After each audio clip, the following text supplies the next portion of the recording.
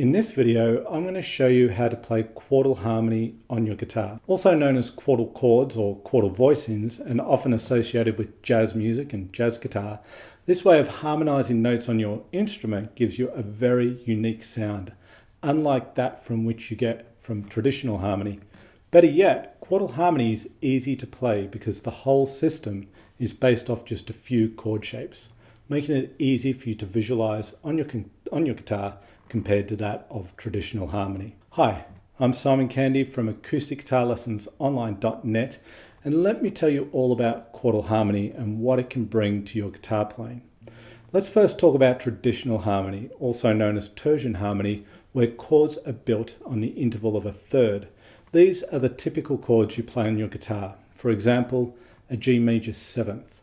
This chord contains the notes G, B, D, and F sharp. So G to B is a third, G, A, B. B to D is a third, B, C, D. From D to F sharp is a third, D, E, F sharp. So as you can see, it's built on the interval of a third, where quartal harmony chords are built using the interval of a fourth instead. So if we use the same root G and build a quartal chord out from this note, we will get G, C, F sharp, and B. So G to C is a fourth, G, A, B, C. C to F sharp is a fourth, C, D, E, F sharp, and F sharp to B is also a fourth, F sharp, G, A, B. It's quite a different sound to that of tertian harmony, as you are about to find out. Relationships in quartal harmony are more ambiguous, meaning that one chord can be used in many different contexts, functioning differently each time and providing you with an array of emotions and moods from which to express yourself through your instrument. What you're about to see is an excerpt from a masterclass I taught on quartal harmony at music events in Chicago. Watch carefully as I walk you through the basics of getting up and started with this sound in your guitar playing. So, first what we'll do is just have a listen to the sound in a little bit more context. So I'm going to stick to G major. I'll start with 3 string groupings to begin with. And I'm just going to play just a G major vamp, just strumming on a chord. And I'm just going to play these shapes on top so you can start to hear the sounds. Because if you were to analyse every shape I play on top of this G chord, you could interpret everything as a G chord, just with extensions. That's why it works really nice. You get some that have 6ths and 9ths and 11ths. 7ths, etc. So we'll just have a listen here. So I'm just going to take the 3 string groupings. I'll take 4.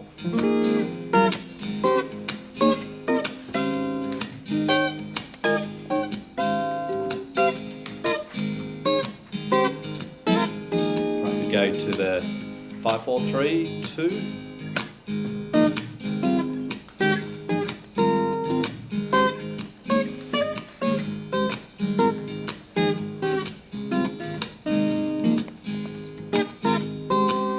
And if I was to pause on any one chord here, I could, in the context of G major, I've got a G note, so we've got the root, there's an 11th there, the C, the 7th, major 7th, and the 3rd on top. Okay, if I go down to this shape, I've got the 7th, the 3rd, the 6th, and the 9th on top. And that's actually a 9th as well. It's just mixing the notes up here. E, A, D, G. So it's got a root and a 5th in there as well. So I could pause on any chord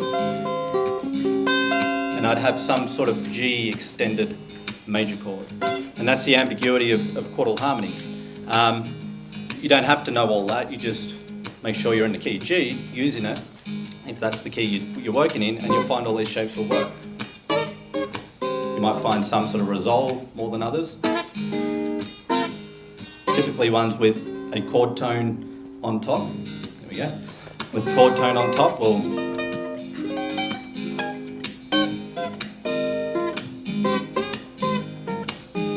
okay, so that's the basic sound. Just a little introduction. So it's good just to play it over a vamp, but if we have a little bit more of a musical context here, a chord progression, this will be a 2-5-1 stick it in the key of G. So that's A minor, D7, G major 7. So if you were to comp over that chord progression, you could use traditional shapes and that would sound good. But if you know this quartal harmony set up on the guitar, you can play anything, anytime, and it's pretty much going to work, right? So you can be comping over even a more complex progression. If it's staying within the key, you could just randomly play through these shapes and it will sound fine. And your ear will get better with it as you do it too, of course. But you can't go too wrong. So I'll demonstrate that. So we've got a 2, 5, 1 in G, and I can just play through these shapes.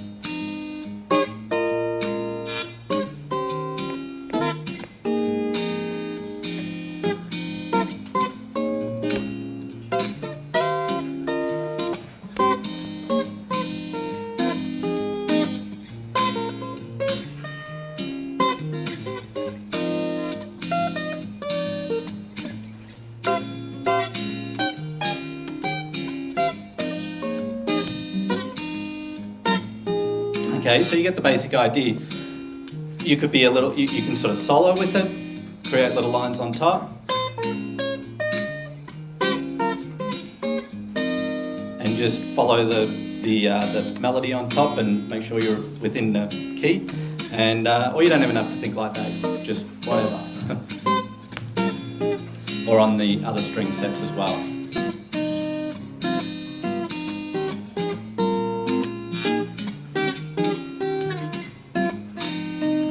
Okay, so that's in a little bit more of a musical context. I'll do another example here using the same key. This is going to come back to our blues. I'm going to use a Dorian approach to the blues. So blues in A, I'm going to play in our key here, G major. If we play a tone below the blues, like a G major scale over the top of an A blues over all 3 chords, you get what's called a Dorian blues. Sort of modal blues. So I'm going to do that to keep it simple. Otherwise, I'd have to be following the chord and playing Mixolydian and moving key centers, which we can do, but we want to keep it simple for now. So I'll grab this blues here just for another example, using exactly the same shapes all the way. I haven't changed key or shapes here.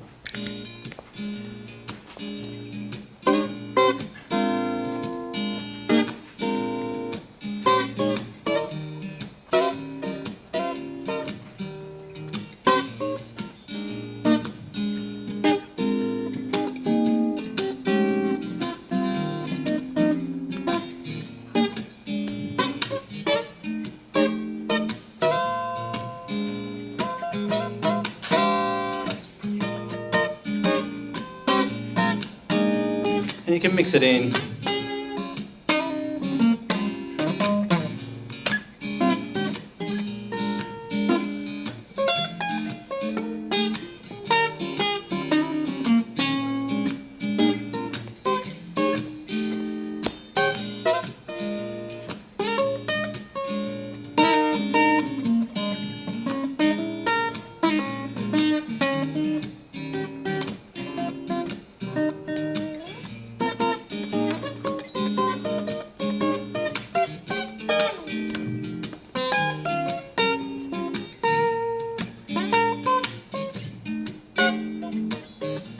Okay, so that's a little bit more in a comping sort of way that we can use chordal harmony, and all those examples there are just staying within the key of G. So if it's pretty diatonic and you don't have to move key centers, it's quite easy to use.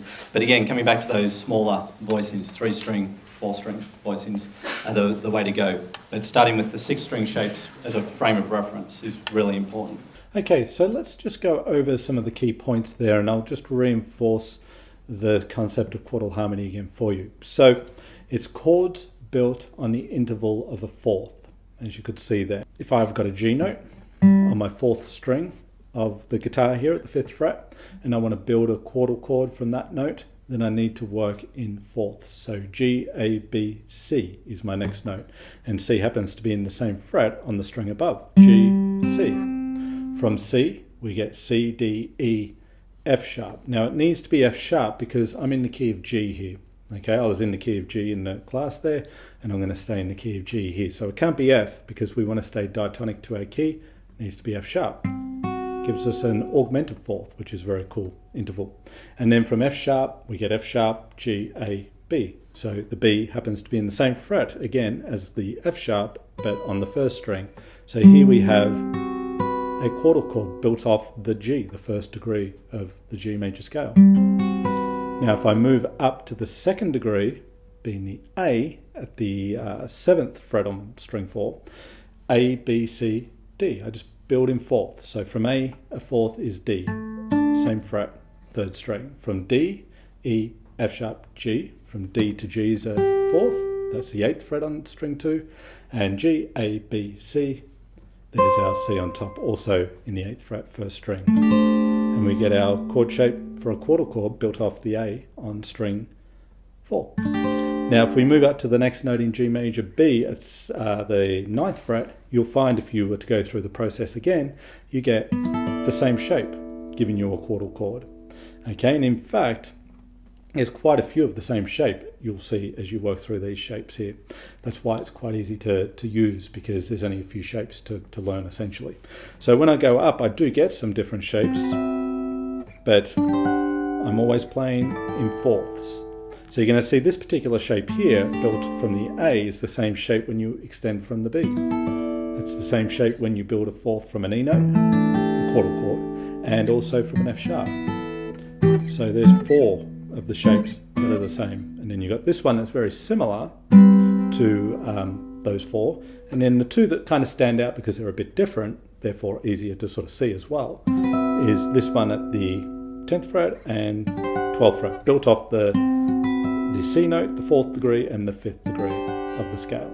Okay, and we get the scale harmonized in fourths and coming back down.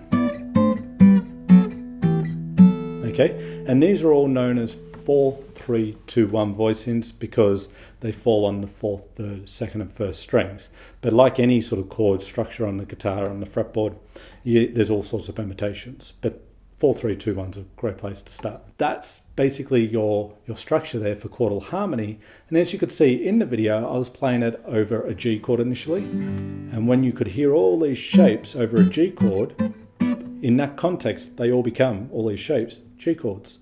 Just varying sorts of shades of G, if you like. Okay, little extensions and so forth. Some have ninths and sixths and so forth in there, and also chord tones of G, of course. So we get all these really cool sounds without needing to learn a whole lot of shapes. It's just using the same shapes over one chord. Then I played it over a 2-5-1 in G. Okay, and that sounded great because